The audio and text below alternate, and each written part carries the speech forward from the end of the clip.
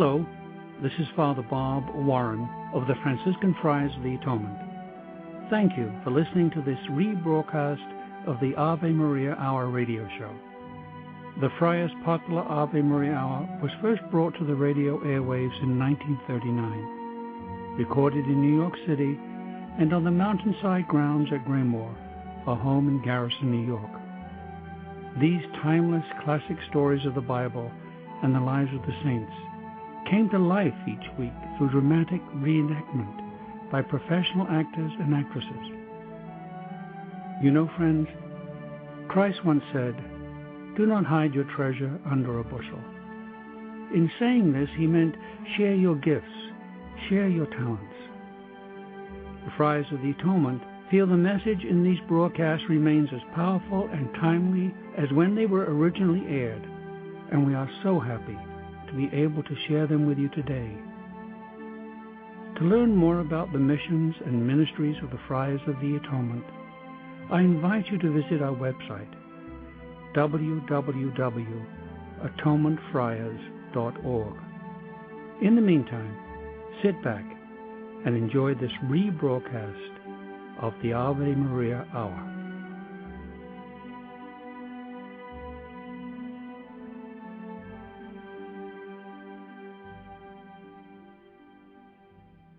This is the story of St. Stephen, the first martyr, the first of that glorious army whose blood was the seed of the church, of whom Christ foretold, "Yea, the hour cometh, when whosoever killeth you will think that he doth a service to God."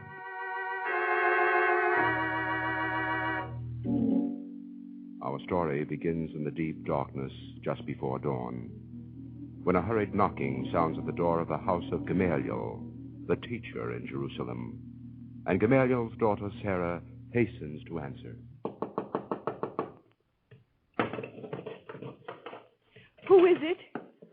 What do you want? Forgive me. I must speak to Rabbi Gamaliel. Is he still here? He's just leaving. He's been summoned to a meeting of the Sanhedrin. Yes, I know. My name is Stephen, and it's terribly important. Who is it, Sarah? Is it Nathan? No, Father. A young man named Stephen. Forgive me, Rabbi, but it's so important. May I have a minute? Can't it wait until later in the day? No.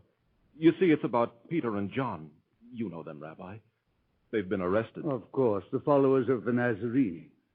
And that must be why the council has been called. Yes, and I've come to beg you to speak for them, Rabbi. They'll listen to you. Even the high priest will listen to you. But why have these two been arrested? What have they done? Nothing, Rabbi. You've heard them preaching day after day in Solomon's porch at the temple. Ah, yes, they are not learned, but they have a strange eloquence. They interest me. But why should they be arrested? A few days ago, Rabbi, Peter healed a cripple in the name of Jesus of Nazareth. The Sadducees said it was blasphemy, but the crowds hooted at them until they had to hurry away. I see. It's strange that men so simple and unlettered should have the power of miracles. But God often works through unexpected instruments. The only danger is that men may forget the law which is our only salvation. We obey the law, Rabbi Gamaliel. That is true. I have never heard your leaders preach otherwise. But, well, young man, you were not born in Jerusalem, were you? No, Rabbi. My people were exiled long ago. But we have held fast to the law in our exile. And though we use Greek in our synagogues, we are as strict and faithful as any in Jerusalem. They call you Hellenists, you Jews who speak Greek. One of the best pupils I ever had is a Jew of Tarsus named Saul. So I have reason to know that the prejudice against you is foolish. Still, it exists. And there seem to be many Hellenists among you Nazarenes. But Peter and John were born here, and what they teach is not contrary to the law. It is the fulfillment of the law, Rabbi Gamaliel. Not empty arguments about forms, but a message of hope to everyone seeking for God. The law has preserved us a nation for thousands of years, Stephen. And only if we cling to it in every tiny particular can we endure until the Messiah comes. But there are so many details. So many hundreds of things to do or not to do. I have studied the law all my life, Stephen, and even now I can't be sure that I have ever observed it perfectly for even one day. It is hard, yes, but it is the law. Now, as to Peter and John, I have never heard them preach anything which did not conform to the law, and therefore I shall speak for them before the council. Thank you, Rabbi. I think, forgive me, that your little band of Nazarenes are perhaps fanatical, but I am sure that to persecute you would be wrong. It is the duty of the Sanhedrin to root out false doctrine and to punish anyone who would lead our people away from the law. But I cannot see that there is any such danger here. God bless you, Rabbi. Now I must hasten, or I will be too late. May I come with you, Father? I'd like to see these men and hear you. If you wish, but hurry.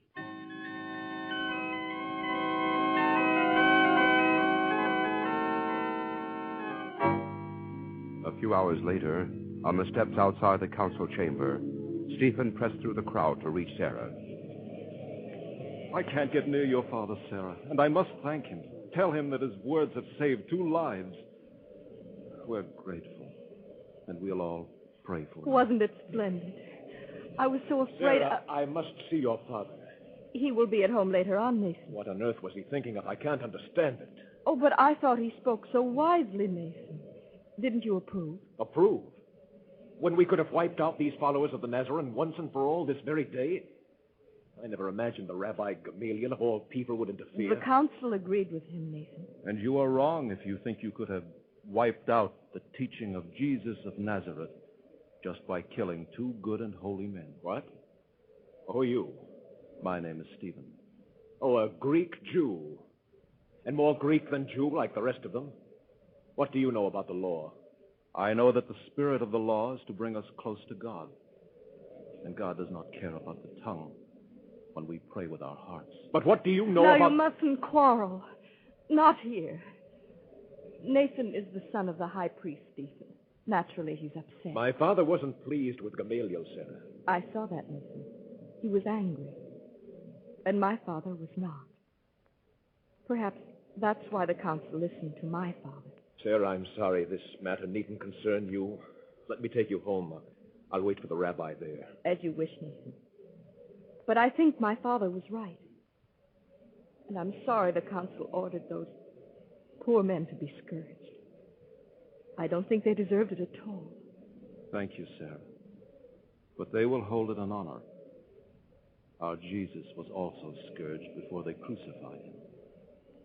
Can we do less for him? Thank you, Father Sarah, for all of us.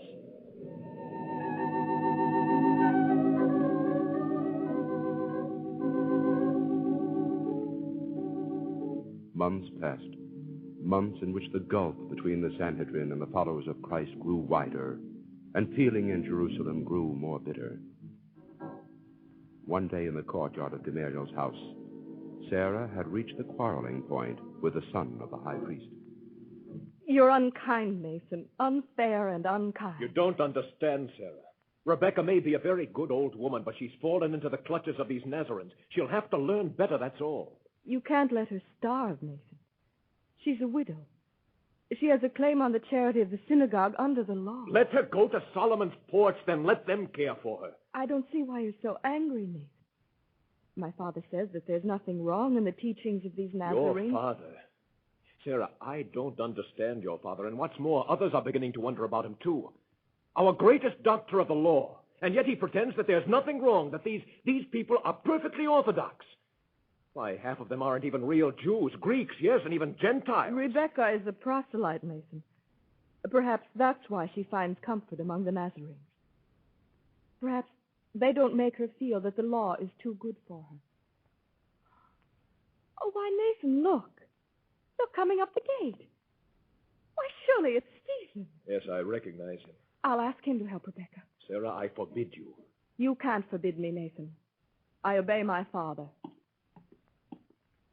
Good morning, Stephen. Wait, let me open the gate for you. Good morning, Sarah. Is your father at home? He is, but he's busy just now. A very dear friend has arrived from Tarsus. His favorite pupil, in fact. They've been talking for an hour or more. They'll be out soon, I'm sure. Will you wait? If I may. Oh, good morning, Nathan. Good morning. Stephen, I wanted to see you. I've been told that you have been put in charge of the distribution of charity at your synagogue. Yes. That is, there are 7 of us. It was too much for Peter and the others. Oh, we don't have very much money, of course, but well, that makes it all the more important to see that it's distributed fairly. It's a great honor, and that's why I came here today. Why? Well, everyone knows that Rabbi Gamaliel drew up the regulations about charity long ago. Our problems are a little different, and well, I'd hoped he'd advise us. Why, I'm sure he'll be glad to. And you wanted to see me. Why? My handmaid has an aunt, an old woman and a widow. Her name is Rebecca. I think she's a Gentile, Stephen. But ever since her marriage, she followed the law just as carefully as anyone. A little while ago, she heard your Peter preach, and she's been like a new person ever since. So happy. That happens when Peter speaks, Sarah. He's so humble, so gentle. Everyone loves him. I know. I've heard him. It's so different from those dry discussions in the temple. Well, you see, Stephen, Rebecca's been receiving a widow's dole from the synagogue ever since her husband died.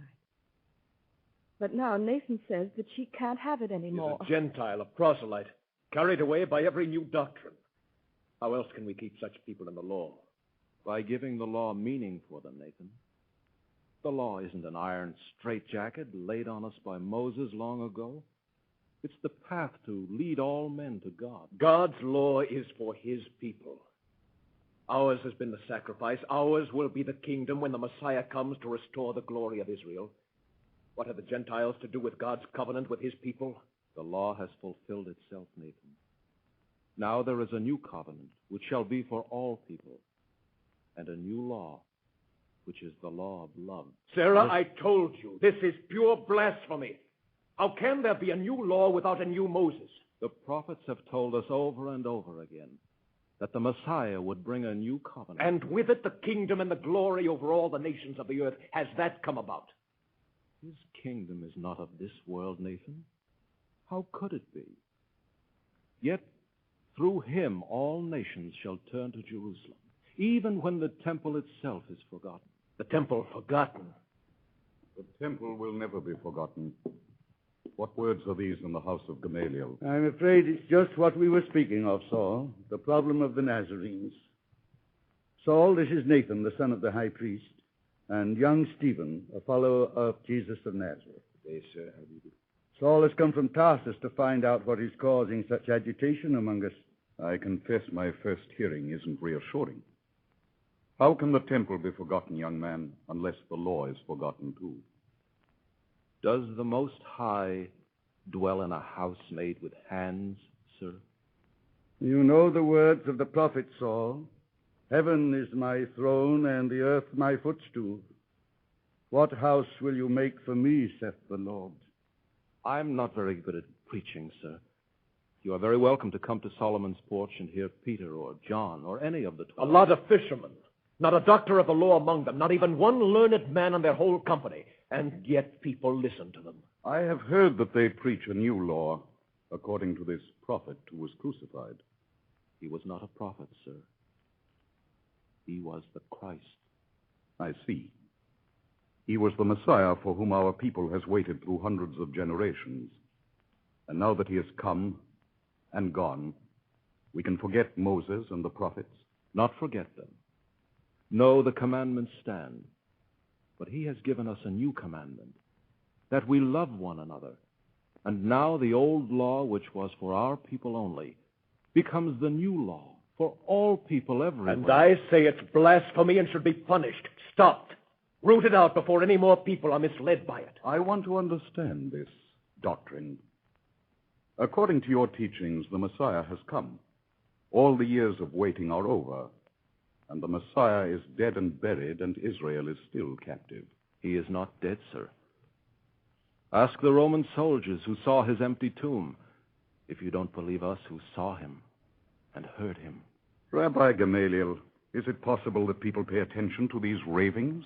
The story of this Jesus is very well attested, Saul, and I can't believe that all of them are lying or mad. But what of the promise that the Messiah would bring the restoration of the kingdom? Have you read Isaiah, sir? Does not the prophet say that when the Son of Man comes, he will be given to suffering and disgrace in the eyes of men? He is the new and perfect sacrifice, and this time it is for all men. He argues well, Saul.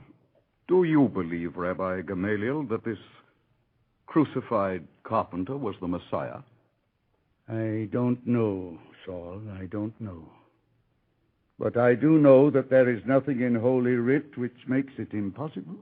Is it not written, sir, that he would be rejected by his own, that the stone which the builders rejected, the same would become the cornerstone of the temple? At least I'm beginning to see why there's so much uproar about this new doctrine. If you could hear Peter speak, Saul. His voice when he speaks of Jesus always makes me want to cry. You couldn't believe evil of a man like that. Yes, the women flocked to Solomon's porch, as if a woman could understand the law. The law is enough for me. It has kept us a nation through thousands of years of persecution. And now you Nazarenes want to forget the covenant and let in Gentiles, heathens, anyone and everyone. Why not, Saul? Did God create them only to damn them? It has been our privilege to keep the law until now, so that God might save the world. Could there be a higher destiny than that? But now we have the new law, which was made from the old. I have known many who followed the law to the letter, Saul. And yet their hearts were hard, and they wore pride like a garment. Yet outside the law there is no salvation. Yourself you taught me that, Rabbi Gamaliel. I don't know. Each night I read and read again the sacred writings, praying for understanding. I am afraid that I have been wrong all my life. And then again I fear that this is a new and terrible temptation laid upon me as a test in my old age. Father, you're very tired. Come and lie down for a little while. You'll forgive him, please. He sleeps so little nowadays, he must rest when he can. Of course. I'll come again if I may. I'm afraid I wearied you, Gamaliel. I'm sorry. I'm old, Saul. You're young, all of you, and so sure of yourselves. I'm an old man and not sure of anything. God be with you. I'm sorry that our discussion distressed the rabbi. He's so kind and wise. He is an old man, of course. It's been interesting to hear you, Stephen. I'm glad I had the chance. If you'd only come to Solomon's porch, sir, you'd find others much more qualified to speak than I. Good day, sir. Goodbye, Nathan. Goodbye, Stephen. So that is a Nazarene. And there are more of them every day. Every day they preach, and every day more people listen to them. I never realized how dangerous they were. And my father can do nothing because Gamaliel insists that they're harmless. Gamaliel's an old man. Too old. Why, he talks like a dreamer. And there was no one stricter in the law than he when I studied under him. You see, if they can turn the head of a man like Gamaliel... You're right. Something must be done, Nathan, and done at once. The law is clear enough about blasphemy, Saul. Instant death by stoning immediately after conviction. That has always been the law. Yes. And that would prevent any chance of stirring up sympathy among the people. What's more, it would scatter the leaders without any further trouble. And the law forbids shedding more blood than can possibly be avoided. If only you'd come to Jerusalem sooner, we'd have ended this danger long ago. We'll need 3 witnesses, Nathan. 3? I can find 30. Everyone has heard him talk as he talked here. And that was blasphemy, sheer blasphemy, whatever Gamaliel says. We must act quickly. Nathan, take me to your father.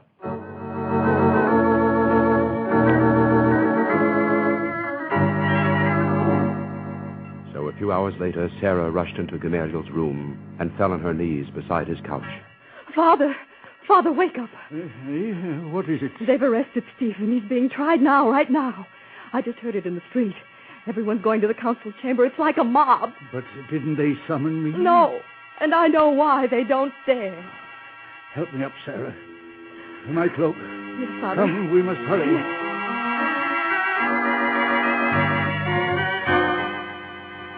Yet when they reached the square before the council chamber, every approach was blocked by a great crowd, already murmuring with anger. Above them, high under the portico at the top of the steps, they could see the circle of the Sanhedrin and hear Nathan's voice lifted harshly. You have heard the witnesses. You have heard how this Stephen has said openly that the condemned and crucified carpenter of Galilee was the Messiah. You have heard how he says that the very temple and the Ark of the Covenant will be destroyed, and that there will be no more need of the law. How say you? Is that not blasphemy?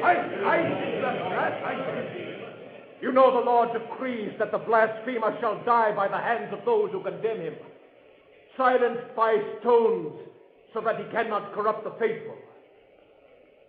I invoke the law he has blasphemed against this Stephen.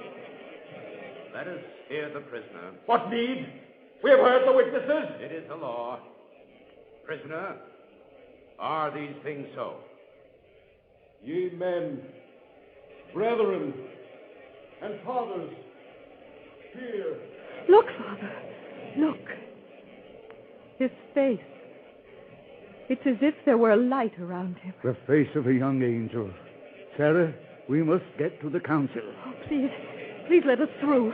It is the Rabbi Gamaliel. Moses said to the children of Israel, I will raise you up a prophet out of your own brethren.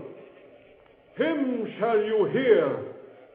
It was Moses who in the desert with the angel received the word of life to give to us, which is the law. Oh, please let us through. Oh, Father, I can't. The crowd is too thick. They must not kill him. Yet our fathers would not obey Moses, but they turned to Aaron and said to him, make us gods to go before us. And as for this Moses who brought us out of the land of Egypt, we know not what is become of him. Let us through. We must get through. So did our fathers before us. And ye stiff-necked, uncircumcised of heart, you always resist the Holy Ghost. As your fathers did, so do you also. Which of the prophets have not your fathers persecuted? As ye have slain those who foretold the coming of the Just One, when he came, you betrayed and murdered him. Behold! Father, look. Look at his face. I see the heavens opened, and the Son of Man standing on the right hand of God. He is condemned out of his own mouth. Let the law be fulfilled. Oh, it's horrible. I can't bear it, Father. God, forgive us all. And your song. Look at him. See, they're handing him their cloaks to hold. Is it over, child? No, he's still alive. He's trying to speak. Lord, lay not this sin to their charge.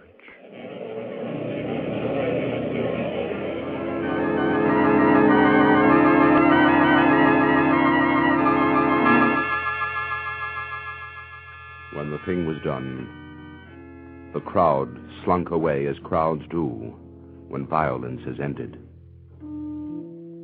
Slowly, with faltering steps, Sarah and Gamaliel made their way toward the terrible place where Stephen's body lay crushed and broken. Gamaliel knelt beside it, lifting it in shaking arms. And looking up, he saw Saul of Tarsus, still staring down out of a white set face, as if held by a spell. Saul, my son, what have you done? It was the law. He had blasphemed. It was the law. The old law is finished, Saul. This is the end of it. It has come to an end in death. No. You heard his words. The words of mercy and love. Lord, lay not this sin to their charge. That is the new law, Saul. He would have destroyed us all. He had to die. Perhaps he had to die, but not because he transgressed the old law. He died to show us that the old law itself is dead. And by this very act, he will scatter the teachers of the new law over the whole world. And his dead voice will cry his message louder than God's own thunder into men's hearts. I will not believe it. I will not believe it. You will not forget, Saul. You cannot forget. This dead boy has walked in the footsteps of his master, even to the gates of death, and his testimony will live. I tell you, Saul, you will never forget this murdered Stephen. And in the end, he will overcome you in the name of his master, who was the Christ.